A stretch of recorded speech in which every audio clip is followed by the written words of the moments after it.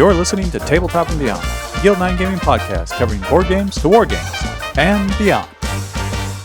Hey everybody, and welcome to our very first podcast of Tabletop and Beyond. I'm your host, Justin, and I'm here with my compatriots, Dan and Jason. Heyo. What's going on? All right, well, this is our first recording. For all three of us, I don't believe it's our first rodeo in the field of podcasting, but we wanted to get together and start up our own gaming podcast. We have a lot of different interests that we have together. A lot of us, we've gamed together for quite a while now, and we said, hey, there's a lot of stuff going on. Let's talk about it. So, why don't we introduce ourselves to get started? Jason, why don't you take us away?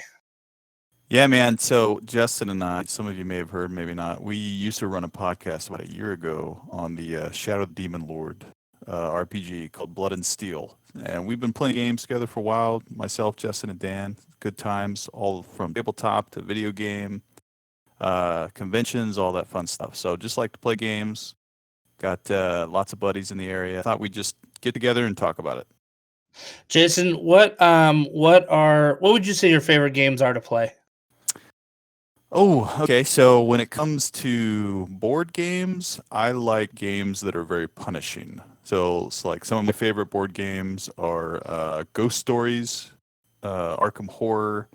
Right now, Deep Madness is a favorite one of mine right now. So if it's a co-op game and it's very difficult to win, meaning like low probability win type games that require lots of strategy, those are my favorite. So Pandemic. A little bit harder than that. Okay. Yeah. Yep. Right on.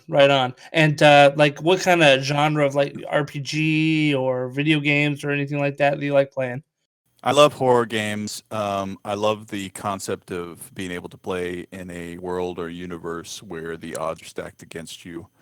You really have to think through creatively to get out of situations. I love the threat of demise. I feel like it makes every encounter more exciting and enticing to try to find a solution to. So yeah, RPG games I love. I love that. Also, I love science fiction.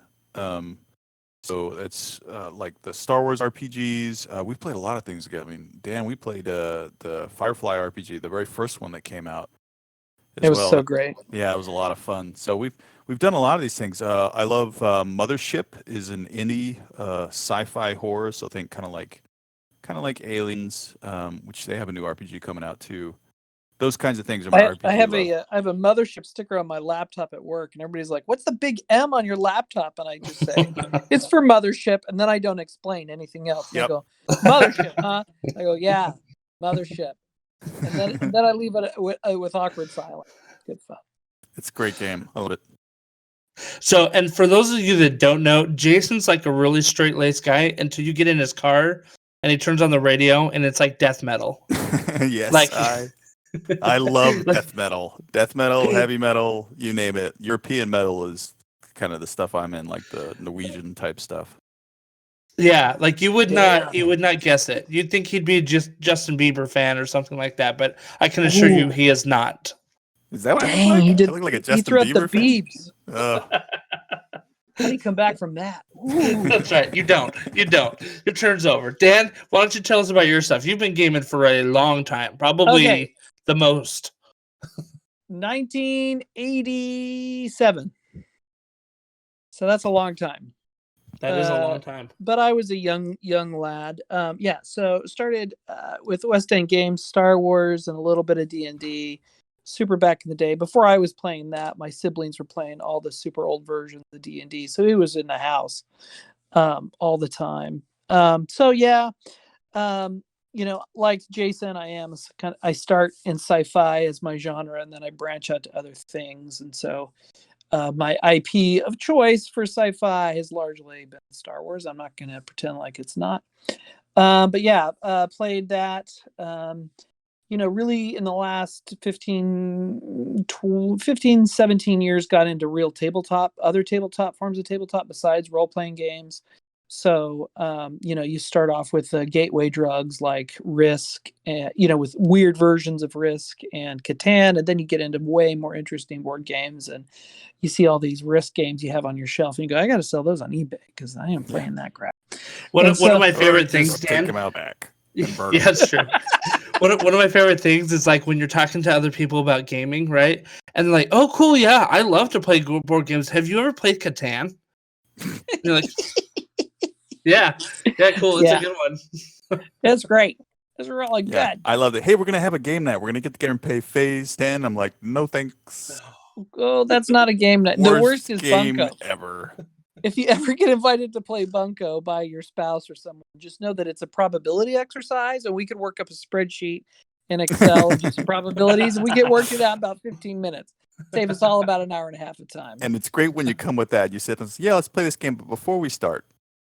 But anyway, so I've recently got into tabletop wargaming, with X-Wing and Armada, and I've been collecting minis a long time before that. And so when those games came out, I jumped right into them, and just really enjoy gaming. There's moments when you're gaming and moments when you're not gaming, but and about non-gaming is always terrible compared to gaming. So. I would say though, the things that we make time for, about over 80% is RPGs. So I would say I'm kind of an 80% RPG or 20% everything else. Right on. And so you guys got to realize that I think Dan was really the one that pulled me into a lot of this world of RPG and more complicated board games, believe it or not. Because wasn't it you, Dan? You and Sean Fielding pulled me into that Star Wars RPG a couple of years back. Yeah, right? It's like you got to show up, and then the campaign fizzled on itself not long after. So, I mean, causation or correlation is not causation, okay? Like well, just because I showed up, it didn't fizzle out. I just want to point that out. It wasn't your fault, but the idea was you caught the bug, and that your interest exceeded the ability of one group to stay together or not stay together. I look at RPG groups are like bands. People have influences that they like. They get together, they play good music, and it's not permanent. People move around from band to band. Yeah, absolutely.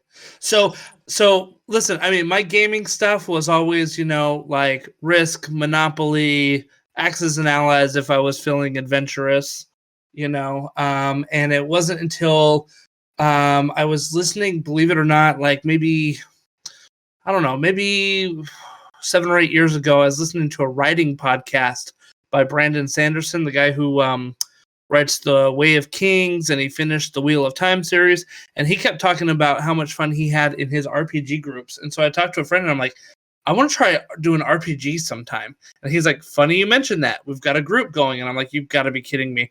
And so I got an endless stream of just utter crap from my wife about how geeky I was for going to try this, right? And unfortunately, this is one of those things that's now going to be a part of me forever because I absolutely love gaming way too much to ever walk away. Not unfortunate. We all Yeah, such a great part. It derailed you from rugby, which is going to have long-term, you don't want to be playing rugby into your 50s. That's the wrong game for an older man. That is absolutely true. That's absolutely true. So, but now, I play RPGs. I ran Shadow of the Demon Lord campaign for almost 2 years, right, Jason? Was it 2 years? It was about and let's see. Oh, about 2 years ago, I was getting some miniatures for my Shadow of the Demon Lord campaign, and I picked up a box of miniatures at GW.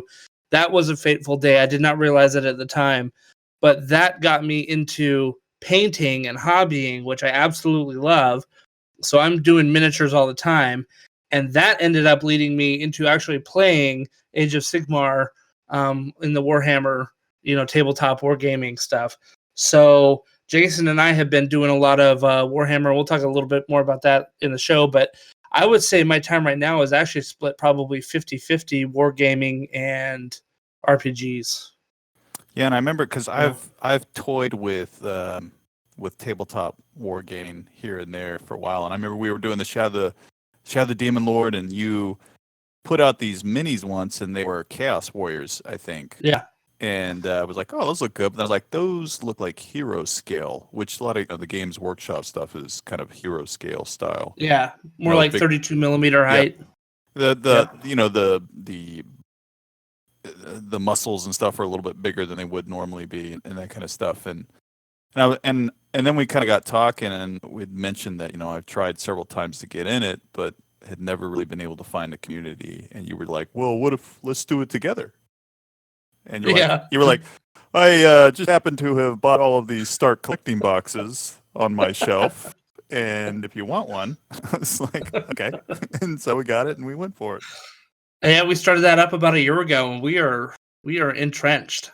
Yeah, we're going to Las Vegas Open here in a week or two, right? Yeah, 2 weeks. Yeah, absolutely. So that's going to kind of give a flavor for our audience members out there of kind of what this podcast is about. We're going to be talking about stuff in the news. We're going to be talking about RPGs. We're going to be talking about video games. We're going to be talking about just gaming related things. Wargaming, conventions. I foresee a future episode about Gen Con and how to do that right. I think that we're going to be talking a lot about some really good stuff that's just gaming in general. So, if one episode, it may not pique your interest, I guarantee you the next one probably will, because we're just going to be touching on a kaleidoscope of opportunities here. So. Right. It's we got the satisfaction guarantee. If you're not happy with it, you can give us the episode right back. Yeah, that's right. Full refund. Full refund. That's a good deal. I'd like to contribute. Well, let's we got a good show for you guys today. We're gonna kick off our one of our main regular segments, which is what we like to call Geek Week. And that's kind of some things that we're up to, what we've been up to, and some stuff that we've seen in the news. And then we'll get into some other kind of more in-depth stuff. So Dan, why don't you kick off what your Geek Week was like this week for you? Yeah, totally got into some different things. I got a free year of Apple TV Plus and got into For All Mankind and binged that. That's an alternate history of what if the Russians got to the moon first and how that would impact NASA, and how that would change the space race. And it is super good. I'm not going to spend a lot of time talking about it, but it's kind of hard sci-fi because it's about real science, but it's also about drama and people put in tough situations. So as I watched it, there was a lot of RPG, GM, and thinking of story building that came out of that. It's done by Ron Moore, who did the newer Battlestar Galactica and Deep Space Nine, and it's just really well done. So if you're looking for some interesting hooks and want to binge on a cool sci-fi alt history show, I'm going to give that a thumbs up. I've been prepping for a small mini Star Wars campaign, building out characters, building out NPCs, and doing story development stuff, and working on the design challenge of saying I'm not building a long-term campaign. This is a 3-episode trilogy campaign. What needs to be done for it, and how do you have a satisfying beginning, middle, and end in 3 sessions? So, would you say, Dan, that writing like a 3-session campaign is akin to like writing a short story versus a novel? No, it's just perhaps. Well, the thing is, with a long-term campaign, you regularly have to continually to come up with something new to challenge the players. And so you kind of go into your bag of tricks over and over and over again. It's like, oh, this is the one where we have to do a hike. And this is the one where we have to escape from someplace terrible. In a 3-episode arc, you can focus on themes and ideas. And the conflict doesn't have to be random combat off of a random encounter generator. It's like the reason why there's a combat here is because it has a real purpose in this chapter of the story. And you can manage expectations to say this will come to a conclusion. There'll be a beginning and a middle and an end, and then we're not playing these characters again and we're done. So kind of like a convention game, except it's 3 sessions instead of like a longer 1-session thing like you'd run as a 1-shot. So it's a 3-shot, and it's been great fun. The other thing in my Geek Week is I've never played those stupid games on your phone where you pay money and you buy stuff that gets you better stuff. Oh no. Oh Man, no. I was jonesing for some gaming late at night. Bad things happen late at night. So I started playing EA Star Wars Heroes. I've only put $5 into it. But man, It those has things are begun. designed. It has begun. Those games are designed to constantly release dopamine to keep you coming back for more and coming back for more. I vacillated between deleting it off my phone or giving them money, and I lost it. Which do Just I wait. do? Just wait until it's like, at like 2:30 in the morning. Your heroes are now recharged. It's time for you to battle. Yeah, it's and I was reading all these comments going, yeah, I haven't spent any money on this game. I've been playing it for a month. It stands alone. You don't really need to put money into it. And I hit a wall where I'm like, I need the $5. I got to get over this wall. Take my money, please. The next wall is going to be $10 and $15 and so on. I know. If I have to put another nickel into it, I'm deleting it off my phone. So Dude, that was my Geek Week. Those are bold words right now. I met a guy once who played Candy Crush, just like everyone else. But I was looking over at his phone once. We were out on travel somewhere, and he was like, some crazy high level. And I was like, dude, man, how much money you put in? He was like, I've never put any money. I'm like, how? Good for him. How's that possible? But yeah. Time Good on luck. target, Good luck man. to you. Yeah. I'm in a bad place, guys. I need more real gaming. I can't turn to my phone. I need human contact, not late nights in the App Store. That's all I got. All right, Jason, what about you? How was your Geek Week? Oh, man. A lot of fun. Well, this past week we went to up to Huzzah Hobbies in Virginia, up in this Herndon, Sterling area, I guess. A little bit north of that, and we went to an RTT Rogue Trader tournament for Age of Sigmar. So it was a 3-game Rogue Trader tournaments for 3 games, usually in one day. It's a strength of schedule style tournament. Most of the time, RTTs, when they're this close to big GTs, grand tournaments like LVO, they're pretty much people running kind of the exact same missions that are going to be at the grand tournaments as prep, and everyone knows they're all going there for practice. Really great week, man. I went into that tournament. I feel like I'm an average Warhammer player. I think we have a really good community in the area that we live in. There's some really good stuff. The number 2 ITC ranked guy, which is a national ranking, competes in our area. And I went into that tournament thinking, man, what I hope I get to do? I hope I get to play the number 2 guy. That would be really cool because I really want to learn.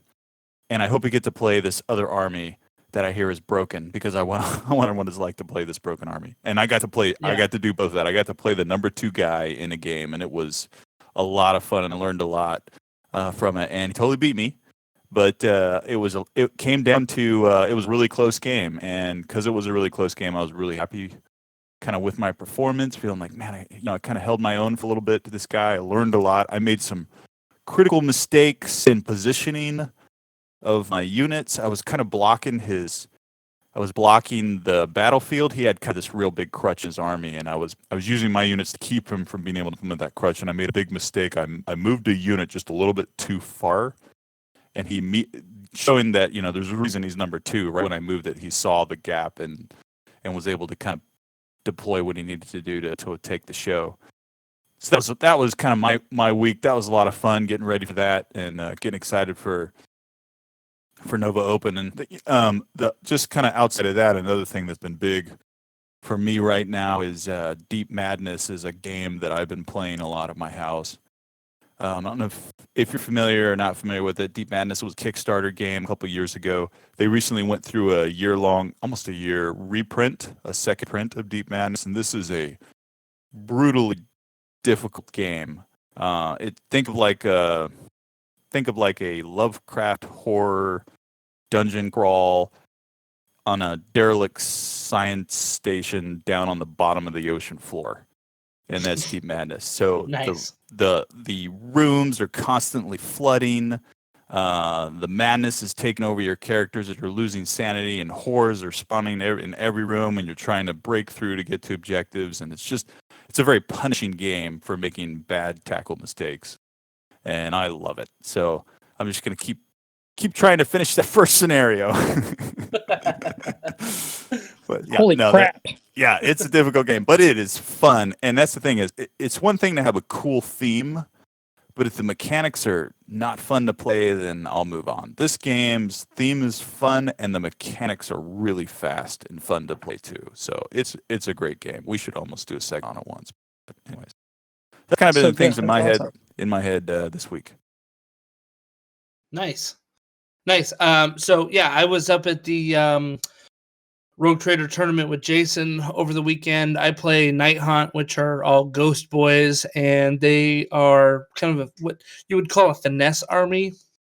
You have to really kind of fine tune your army to do well and really know how it works, and basically, play to it. I also was able to play kind of one of those broken armies that Jason was talking about, and I'm glad I did too, because I learned a lot as well.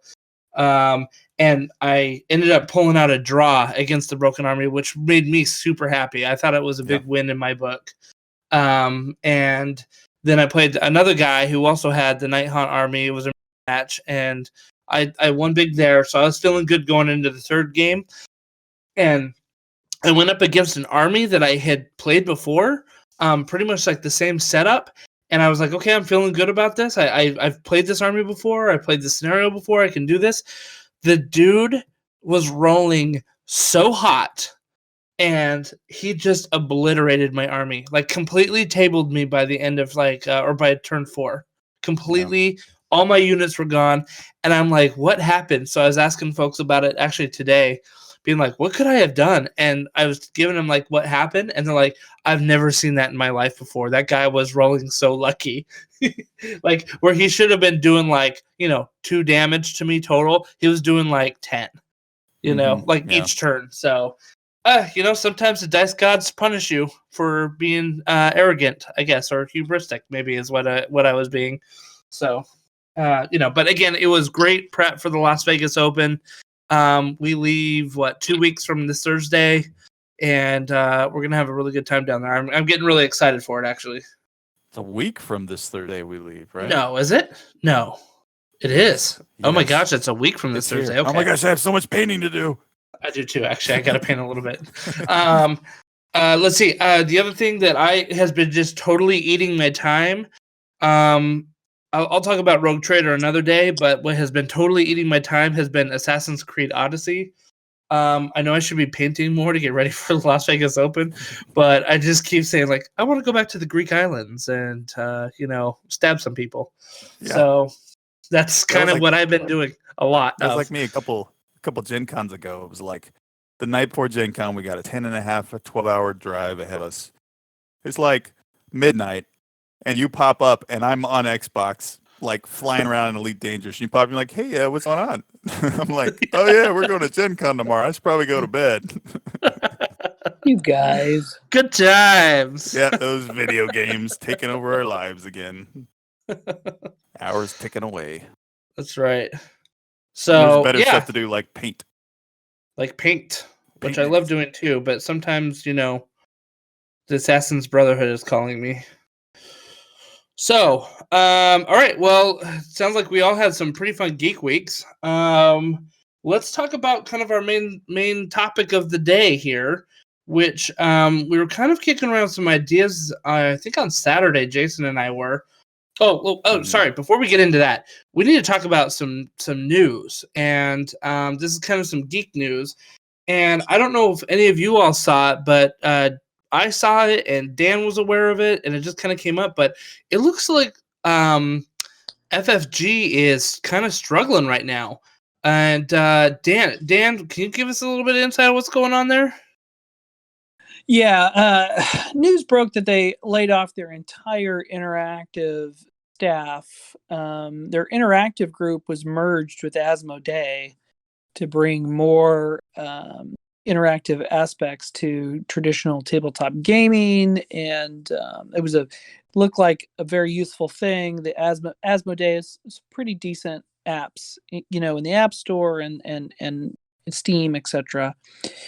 And it looks like they laid off everyone, if not almost everyone in the RPG group, and that's unconfirmed from what I've read at this time. Oh, wow. And I'm a lot more concerned. I am concerned. It is bad that they laid off the interactive folks, but I understand what developers cost, and I understand the long tail of maintaining an app for consumers. It has to financially pencil out.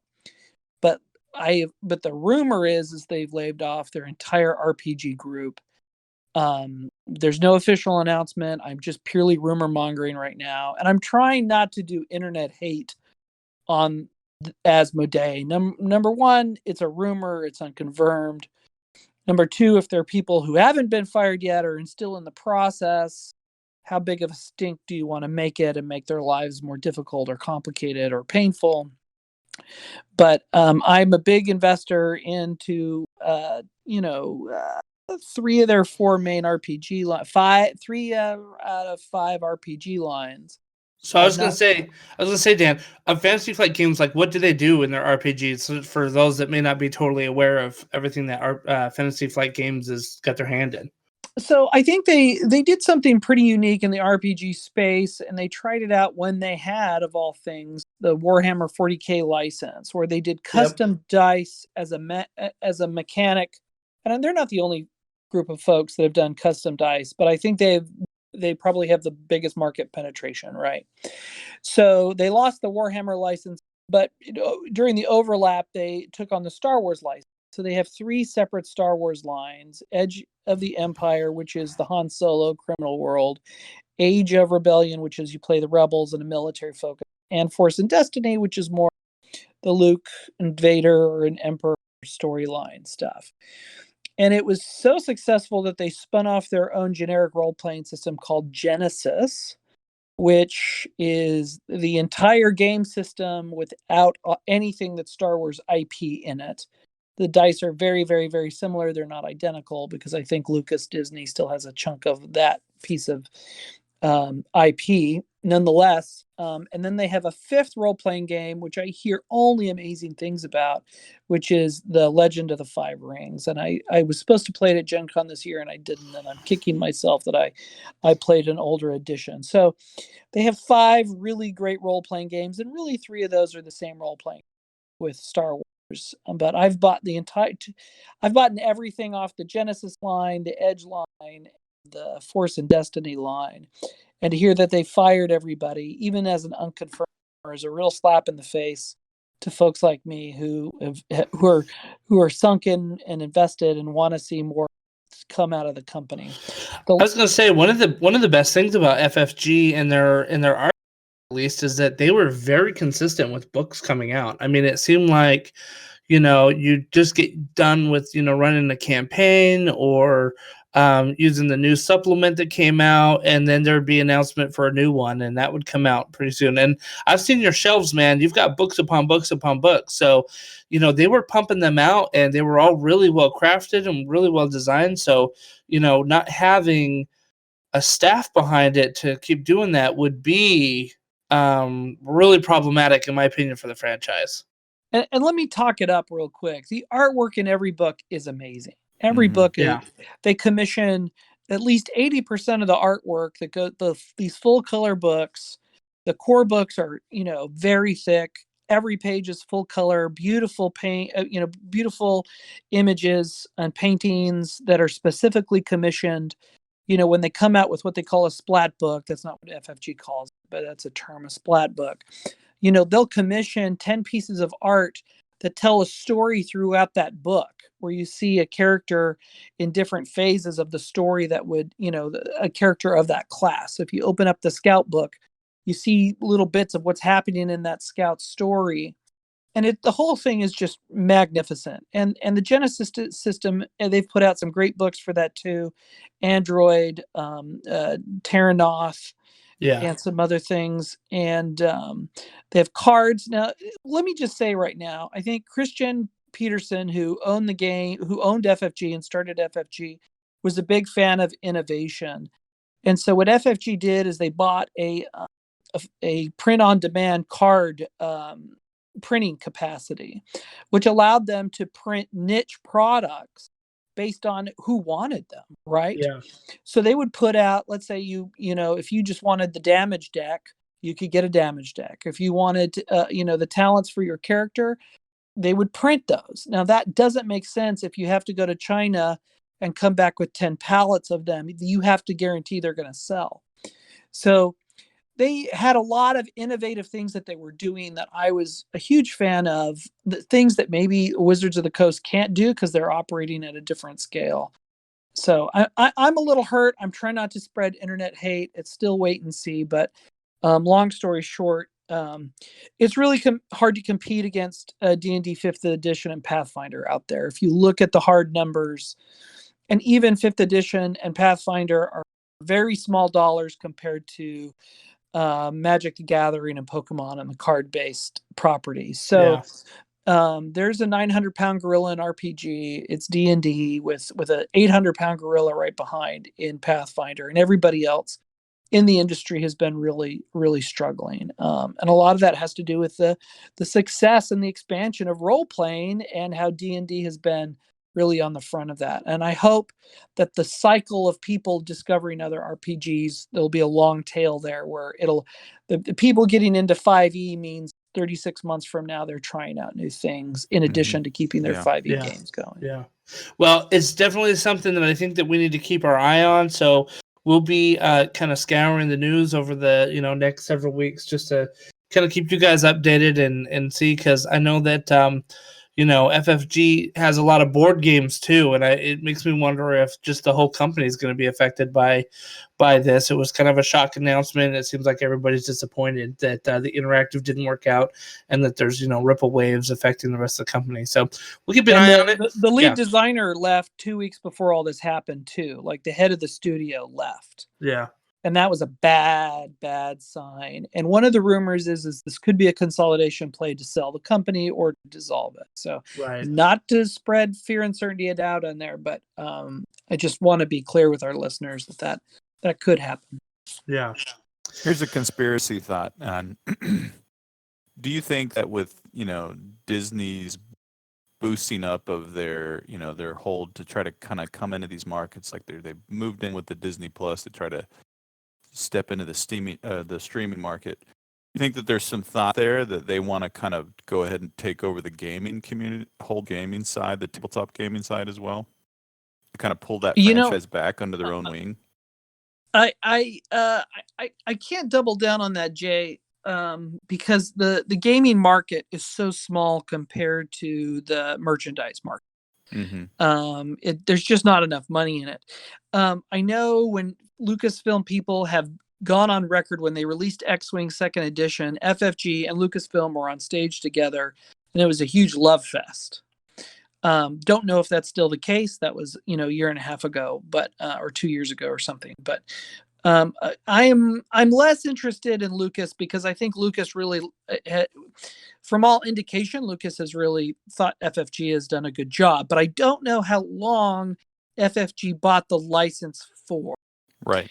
So the lifespan of the license goes directly to the value of the company. Right.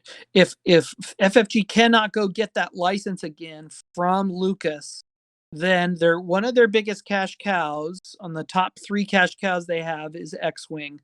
And that would dramatically change their cash position or their business outlook position. So that's kind of what I was thinking, is maybe it's not necessarily that Disney cares so much about, because you made a really good point. It's like, they're going to sell more T-shirts than they probably could any RPG materials, just, with a picture of the child on it. And so, it's just true. Yeah. It's just true. So I wonder if it's not necessarily that Disney cares about taking that on so much as it is just, hey, the license is up for renewal, and Disney's like, you know what, this franchise is worth a lot, so this is how much it's going to cost to renew. And maybe FFG was like, oh, we can't do that. Yeah. There's I would be shocked. FFG under Christian Peterson did a really nice job of getting fantastic IPs. He started off with, before the Game of Thrones was a big hit, he made a hit out of that IP in a board game before anybody even thought about making a show on HBO. And he parlayed that into Lord of the Rings and with Warhammer 40K and eventually Star Wars. And they had a really great track record of supporting these IPs.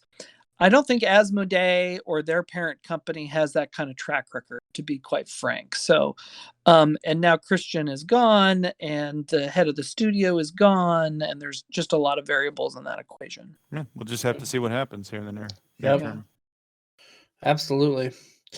So we'll keep an eye on that. And let's see. Oh, as I was saying earlier, Jason and I were kind of discussing about the podcast, and as we were talking about sort of our Geek Week, what came up before was what we want to kind of do a deep dive into, what we're calling our sort of by design, which is like, how you design some of your RPG sessions or gaming sessions and things like that. And so what we want to talk about is using technology in some of our tabletop games.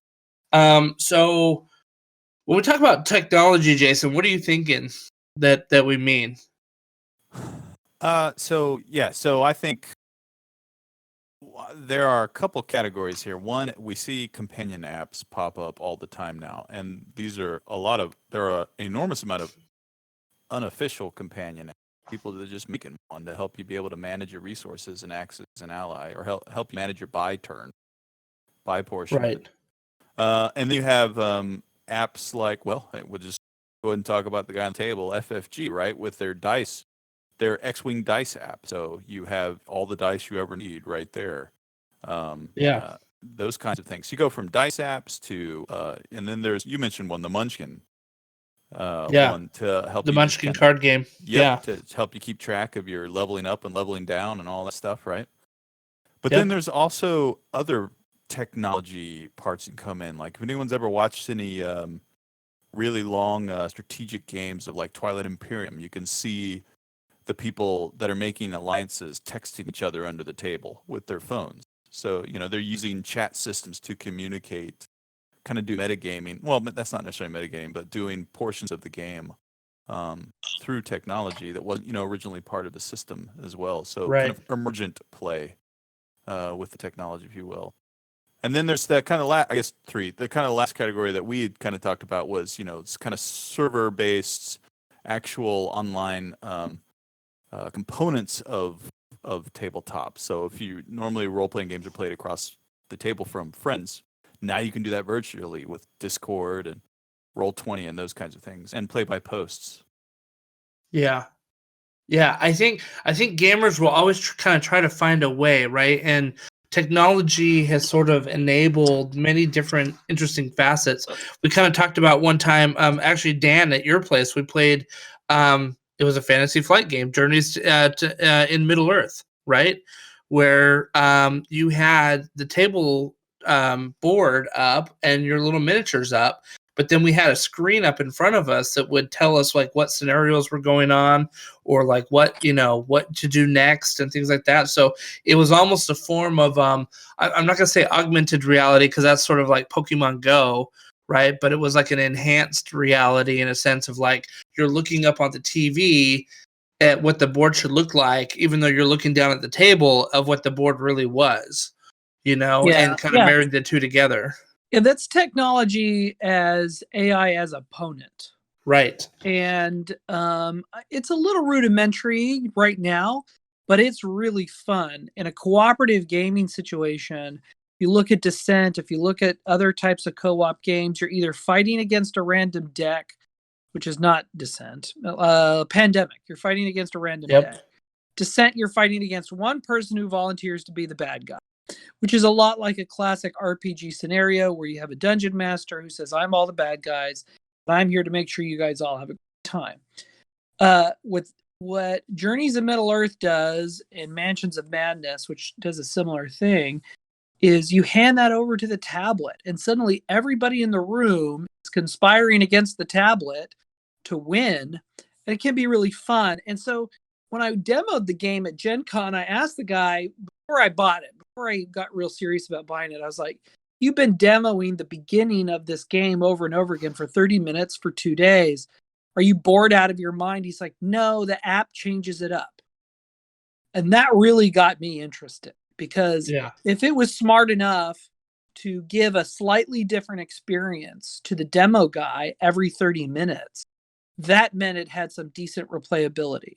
Mhm. It also means that a group who is interested in like playing D&D but doesn't have one person who wants to buy all the books and learn it and go online and figure out the art of DMing, they could just spend the $99, use the tablet or their phone they already have, and have a very similar experience to an RPG. It's a little more tabletop-y, I give you that, and there's not dice involved in this game. But Hell's Bells, that's the game I introduced. Basically, I made every member of my family play it with me for my birthday. I would never have been able to get them to play D&D in a million years, but they all signed up to Middle Earth, and they all got the feeling of what that type of experience is. And so I like AI. I like AI. I didn't play XCOM yet. I've wanted to play XCOM, but I am bullish on technology when it comes to augmenting a cooperative tabletop experience. You know, the interesting thing is that if you look at Gloomhaven, right? Gloomhaven is essentially the same thing as Journeys in Middle Earth, except it doesn't have that technology component, right? It's procedurally generated, and you just kind of like, okay, this scenario happens, and you look up on a table, and it kind of tells you like what's next, sort of thing, right? And so again, you don't have to have a DM to play Gloomhaven, but I don't know if it's got, and this is what struck me about what you were saying, Dan. I don't know if it's got the same replayability as an AI switching things up versus, you know, you're working off of tables. So yeah, and having the AI respond to how well you've been doing. And I'm not going to say the Journeys in Middle Earth is super sophisticated. I haven't sat down with the developers to talk through all the trees, but I have played through the opening scenario about 4 or 5 times now, and it's good. It holds up. It holds up. Now, I've played it 4 times, and I keep wanting to go further, but you know, you have to have a different, you know, it depends on what group you're playing with, etc. But it will scale the difficulty of what you're doing based on who's there and what their stats are like. And I just think there is a lot of green field for game developers to get serious about games that have AI opponents. As soon as augmented reality, as soon as the cameras on these phones can detect what's happening on the board, it's going to get real serious. I think there's a lot of room for innovation, especially since interacting with human beings in space and sharing time not over the internet has gotten so big lately. I think the technology piece could be really exciting going forward. I think so too, and I think there's definitely a lot of room for it that makes it really interesting. And what I think what you hit on is kind of a sort of a universal thing. You've got we've got a lot of people who are getting into D&D 5e, and there's got to be a dungeon master in there somewhere that's putting together that's either reading from a book, or he or she is putting in their own homebrew campaign, or a mix of both, or something like that, right? And when that campaign ends, I know I felt it. I'm kind of like, okay, I'm done for a little bit. I'd rather just be a player for a little bit. And if there's no one there that feels ready to step up, having something that technology could kind of drive some of that is a big win, right? And I know that dice roller apps is a big win. I know that having sort of look, I mean, how big was Pokemon Go when it came out like 2 or 3 years ago, right? It was Like, it was nuts. huge. Like, I mean, there's people out. I work in kind of a more secured environment. There's people out on our compound looking for Pokemon, and they got in trouble. Like, because apparently there was some really rare Pokemon out there, and security came out and was like, "You guys, you can't be doing this here." We're not going to talk about what we do for work, but there's really good reason why you shouldn't be playing Pokemon Go. It was really hilarious. I mean, they were out there, and you could see them through the windows, just like looking with their phones, like derps out there, trying to find these rare Pokemon. But anyway, like all of this stuff is really kind of coming about. there's rumors that like VR is going to be ready with the new Xbox, and I think once VR is really like really available, like that's going to probably take off too. I mean, they've got some work to do on making it more mainstream, but I don't think it's going away, so technology is here. I think that it totally enhances a lot of what we do. But let me ask you this. Are there times where technology, like, does it get in the way of a good time? Can technology be a hindrance rather than a help? I think it can, and a VR is a good example of it. I have the PSVR. I have Xbox and a PlayStation, and there are some games on the PlayStation VR that are amazing games and are super fun to play. But then, I bought a chess VR game once because I thought, oh, this would be really cool. I can like get up and walk around the board and stuff. But at the end of the day, you're literally just sitting in a chair looking at the chessboard and watching the pieces move. And I'm like, okay, after a while, I'm like, I've got to think about chess and my head is getting hot because this thing's on my head. And I just took the thing off and I was like, this is dumb. What am I doing? It's endurance chess. Yeah. Can you endure a game of chess? And actually, the whole reason I bought that game is because in one level you can play death. And he literally there's a skeleton in a black robe that sits across from you. And I'm like, I want to see that in real life. That's the whole reason. That was the whole reason. And I played it for like 5 minutes. Moment. 5 minutes. And then I realized I was never even looking at him because I was staring so intently at the chessboard. Yeah, you weren't looking at him. He's going to take your soul. But yeah, I think that sometimes it can get cute. But to be fair, I think that it's still very young in terms of its integration with board games. So it may be in some areas, it may be cute, it may be rough, but we're still figuring it out. And this is just part of the growing pains. I think Golem Arcana is a great example. Great concept. It was fun to play, but there were some serious technical challenges and hurdles that kept it from evolving outside of business case problems. For those who are unfamiliar, why don't you give them a quick 101 on Golem Arcana? Yeah, so Golem Arcana was like a tabletop war game, miniature war game, except the board, you had a digital pin that was a Bluetooth pin that would connect to a tablet or a phone that would run the Golem Arcana app. And the app, you would build your list in the app, and one of the things was because you use the app is constantly refreshed. Connect to the servers, it keeps it up to date so that when there are point changes for the armies and the units, your lists are automatically updated. You update your list and then you sit down and you literally take this pin and you touch the base of the model you want to move, and then you touch on the physical board where you want to move it, and the app knows where you move it. And it actually acts as like an official for the game. It enforces the rules. So it took wargaming, which can have very complex rule sets across these games to try to simulate the tactical and strategic decisions you have to make, and it made it extremely easy to play. It's like, oh, I want to take this big guy over there. You just touch his base and you touch over there, and it says you can do that. Or actually, you need to come back one square because it's a little bit too far. And okay, so you do that. And then I want to do a fireball. You touch a little symbol of a fireball on the base of the character, and then you touch the other guy you want to hit, and it would roll the dice and do everything for you. And so it sounded like this really great concept. I played it with my kids. It was a lot of fun. And then the hiccups started to happen.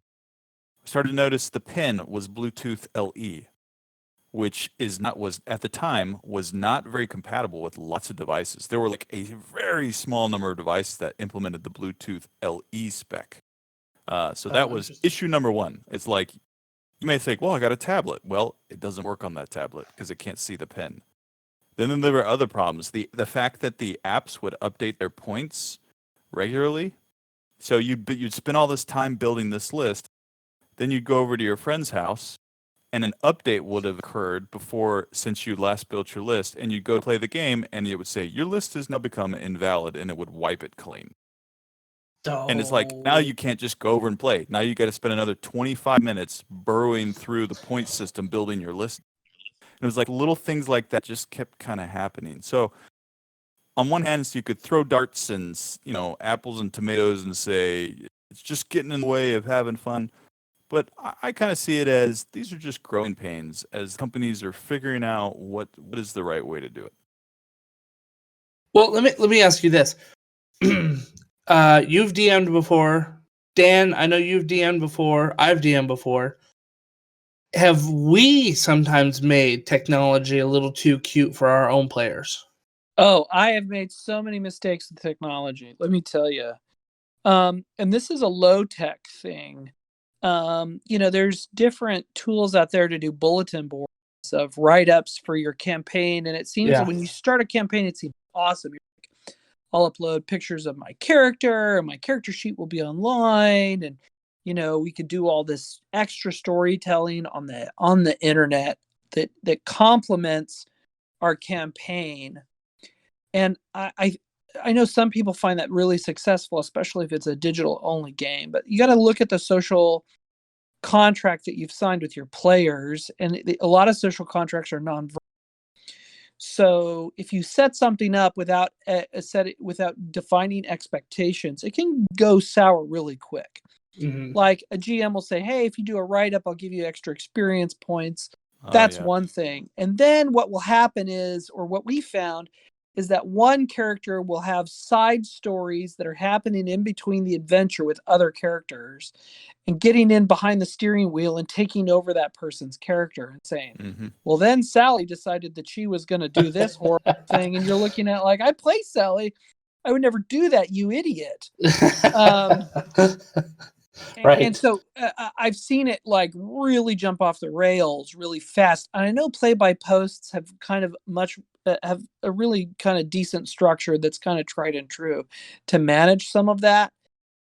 But I would never go back and do another online kind of wiki for a campaign. I was doing stuff that I thought was interesting for my character, and I was annoying everybody in the group. Jay was in that group. He was annoyed. The game master was annoyed. I was having fun, but then I was ruining everything and like barreling the group into collapse, not knowing it until the group collapsed. So, Yep. Thanks, Jay. It was just a weird dynamic. It was all around. horrible. Everyone had an awful time. It's funny you mention that, because when I ran our Shadow of the Demon Lord campaign, we had our, Company the Golden Bear server on Obsidian Portal, right? And which is essentially a giant wiki site. And Jason, if you remember, like I would give like extra fortune and potions if you, because it was a group experience. So the group all leveled up at once. It wasn't like everybody got specific experience points, but, I'd give in-game items that would help them along their journey and stuff. What ended up happening is, in the beginning, I think it worked out really well. We had some really cool, interesting posts. People were really thinking about it. And to give a little bit of context, we played once a month, right? So we had like 4 weeks in between sessions, and I didn't want, as a GM, I didn't want the kind of game to get too far away from what happened last time. So, I kind of wanted some like reflective posts, like what did your character think about what happened? What do they think is going to happen next? Like what are some things that are motivating them? And it was kind of an interesting thing, because I feel like there were some people who were totally into it. Like we've got a friend named John who loved actually writing those posts and thinking about it and really kind of developing the story. And then we had other guys. There was another guy in our group named Justin who I think was just like super busy, and he just wouldn't do it until like an hour before the game started. So it was hard for me to I was hoping to find plot hooks or side stories or ways to engage the characters from some of those write-ups. And if I'm getting it like an hour before the game starts, it's a little too late for me to do that. And so it wasn't kind of matching sort of my expectation. And maybe from a player side, Jason, like what did you think about it? I had both experiences, because there'd be times we had a really great session, and then I would have a lot of time, and I would sit down and I would do character development. And so it was it was encouraging me to do character development. And I think it absolutely gave you ideas for directions that NPCs would go with my character. But then there were other times where I favored kind of this other guy too, where I just had like the craziest month or something, and Yeah. I was like, oh gosh, I've got to get that extra health potion because if I don't, I know it's just going to be rough. And so I would get on, half an hour before the session because Yeah. the world was on fire, and I'd sit down and I'd type like a tiny paragraph just to get that health potion. Yeah, right. And I understood that as like a GM. Like I know we're all busy and stuff like that. It's just like when I started out with it that didn't kind of match up with what my expectations were, I guess, right? And I think Dan, you made a good point about the social contract, right? Which is what do your players expect as well? And that's probably a conversation you have to have before you even get going. But I've played different other scenarios where we were playing some online stuff and we're trying to use Roll20, and we're trying to use some customized scripts that were in there, and it just wouldn't work. And that really took away from, especially trying to do an immersive campaign or an immersive adventure, right? When you're like, wait, which button do I push again? Nope, that was the wrong button. Oh wait, how do I take that off? And you're sitting here like trying to do IT troubleshooting while you're in the middle of a battle, right? That's a way to kill the mood real quick. Dice is low tech, and if you're cheating on dice rolls, why play? It's like just go play action figures on the floor. I kill you, infinity. Yes. Roll dice. It doesn't kill you to roll dice. Some of those things, and I realize that Roll20 is great to get diverse groups, geographically diverse groups, people that can't, don't have the real estate to have a game space in their lives, and they have a laptop, and it can be a very nice way to get involved in RPGs. But at the same time, if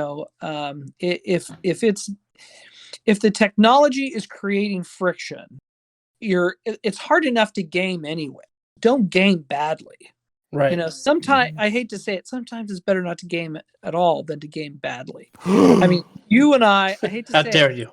You and I, Justin, were in a Roll20 game where it needed to end. And there was no easy way out of it. And it's not that people are bad, but make it fun. If you're not having fun, then you're just you might as well just do an extra 3 hours at work and make money off of it. Right. And it's interesting because I tried to use Discord once. We were kind of all over the place. I think I was out of town. I was out of town, but we still wanted to have our RPG night. Remember this, Jason? And we decided to do it over Discord. Mm-hmm. Yeah. And the speaking part worked out fine, but I was trying to get like all cutesy and like putting up maps that everybody could see and sharing screens, but it wouldn't show the right one if I wasn't on that screen, and I was trying to look at my OneNote that had all my items in it as well. And so it ended up getting kind of goofy with it sometimes. And I think I kind of realized in that moment, I'm like, okay, I'm trying to push this technology part too hard, right? Like, why can't I just do theater of the mind while we're sitting here talking perfectly online? Why can't I say, you see a hallway ahead of you and it branches off in two directions? Yeah. Mm-hmm.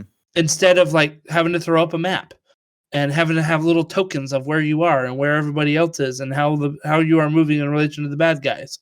You know what I mean? Just use theater of the mind, And so I think sometimes when we try to use technology, we need to think, what's the simplest solution here? Because the simplest solution is probably going to give you the best gaming experience because you're not throwing barricades in the way. You know what I mean? Yeah. Totally. So we started off kind of saying some things that worked. We've kind of gone to things that have not worked and back and forth. One thing that I kind of want to just kind of leave my last thoughts on this is that I think where technology works really well in a game with like companion apps per se is when it comes to rules lookup or mechanics lookup. Right. For example, the Games Workshop Age of Sigmar companion app, where you can look up Azure app. You can look up any unit in the game's war scroll and see the rules for that unit on the fly. It is so fast and easy in the middle of a game just to, oh gosh, I can't remember how many attacks this guy has. You pull out your phone, and within 10 seconds, you've got the guy's rule set right in front of you. Like, Oh, yeah. there And are you some don't really need good to examples. That beats flipping Yeah. pages all day long. Oh, Yeah, yeah. and you don't need it to connect to the internet. So if you're Right. at the bottom of a hotel convention, it'll still work, right? Yep. So I mean, it's simple, it's easy, it's fast, right? I think when we're talking about technology, like it's got to meet sort of that criteria. It enhances what you're doing. It's simple, it's easy, it's fast. You got to be able to take your eyes back off the screen quickly. Yeah, because if you're having to wrestle with technology, we played a game at Gen Con, right? And it was kind of a demo. It was still in progress, and we're playing it, and we're looking at the board, and I swear, dude, like they had kind of again and sort of an AI generated scenario, and I use that in the loosest terms because it was really just sort of a random table on their phone. And but they would look it up, but I swear we spent more time trying to use that app in the right way and then move our guys than we did actually playing the game on the board. Yeah. It just, I don't know. So yeah. And just watch fun. I mean, if I was going to instruct our listeners, just be honest with each other about what's fun and what's not fun. Yep. And it's okay to try new things because, I think I find PowerPoint really useful when I'm GMing. I can throw up a picture and go, that's what that guy looks like. And everybody goes, awesome. Yeah. And that doesn't get in the way of fun. When you're spending fun points and everybody's like, this sucks. Kind of like with Golem Arcana, they didn't understand what was fun about the game, and the technology couldn't add to the fun or remove barriers to the fun. The sales point was, don't worry about the rules.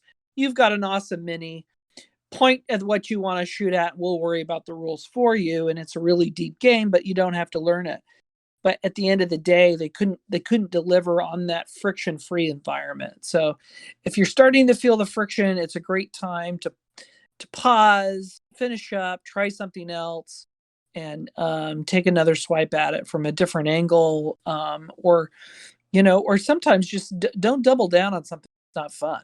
If it's a losing bet, just say, the fact that we're all getting on this board and talking about our characters is kind of turns out to not be fun, and let's not offend each other, but let's just stop doing it and have the role-playing game be what happens here in this room, not what happened on a server someplace. Yeah. Yep. That's a great point. And I just kind of want to add that I think that we should be pushing the envelope though, right? And Dan, I think you gave what should be the boundaries of how we should use technology. We should try to implement new things. We should try to implement new ways of doing items and really go for it. I know that I'm going to be running a Rogue Trader scenario, and I want to use Discord as like a bridge console for my players where they're typing in information and I'm going to be feeding it back to them as if they're getting it on their screens on the bridge and they can talk to it. My goal is to hope to kind of pull the DM out of the scenario other than me feeding them information. It may crash and burn. I'll fully admit this. And there's some serious weak points that Jason and I have talked about, right? Where I could maybe not get the information fast enough and everybody's just sitting around waiting to know like what's going to happen next as I'm furiously typing on the computer, right? So I think that there's some weak spots, but I want to try it. So we may do it one time and say, that was interesting. Let's never do that again. Or we may say that actually was kind of cool and it worked out and the technology didn't get too much. So I think we should be pushing boundaries as DMs, thinking like, how can we integrate more? But we have to keep thinking like, is it going to get in the way of having fun? Is it going to speed things up? Is it putting an interesting twist on it? I think we have to ask the questions and then ask for some serious, honest feedback from our players, whether they had fun with it or not. And then be willing to adapt. You got to be willing to change. You got to be a big boy. You have to be willing. You have to be in a group where you can share constructive criticism with each other. And just because there's a lack of criticism doesn't mean people don't have it to share with you. Mm-hmm. If you're running the game, you need to be like, hey, that's the end of the scenario. If you want to talk to me one-on-one about what you think worked and didn't work, I want to hear it. If you want to talk about it in front of the group, without being offensive, let's talk about it now. It's really important to have those conversations because you're not gonna the point is to get everybody back together and have fun again, right? Right. And not go, well, that was a one-off waste of my time. I never want to see these dudes again. You don't, or ladies. Sorry, didn't want to be gender biased. But yeah, you want replayability, and if you did something that sucked, find out and say, oh, is it worth trying again? Oh, it is. If I make this change, it might be good. Okay, we'll try that next time. Right. Well, thank you, Dan. Thank you, Jason, for your contributions. Thank you, our audience, for listening to our very first podcast of Tabletop and Beyond. We're going to try and do these regularly. We know that life sort of gets busy for all of us, and so the plan is that we'll have at least 2 of us every week recording. So our goal is to have all 3, but sometimes we're traveling, sometimes we're sick, sometimes kids, we got kid aggro, or even, heaven forbid, wife aggro. And, so one of us may not make it. So as long as there's 2 of us, we're going to be recording, and we'll keep the date. So please like this, share it with your friends. Let's build up the audience, and give us some feedback. What do you guys want to hear about? So thanks for listening, and we'll catch you next week. All right. See ya. Thanks, everybody.